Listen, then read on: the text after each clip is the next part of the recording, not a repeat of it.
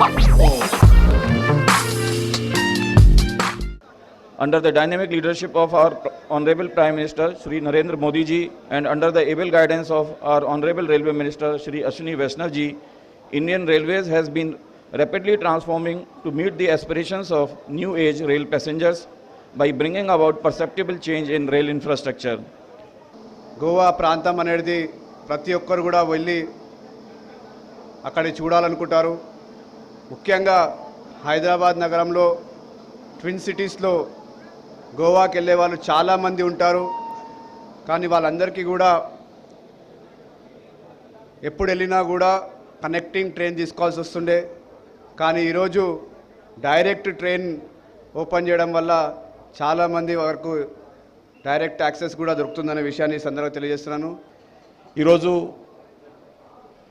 మన జంట నగరాల ప్రజలకు, తెలంగాణ ప్రజలకు, అదేవిధంగా గోవా ప్రజలకు ఈ యొక్క దేవీ నవరాత్రుల కానుకగా, దసరా కానుకగా సికింద్రాబాద్ నుంచి గోవాకు ఒక ప్రత్యేకమైనటువంటి ట్రైనును నేరుగా ఈరోజు ప్రారంభించుకోవడము నిజంగా సంతోషమని సందర్భంగా మనవి చేస్తున్నాం.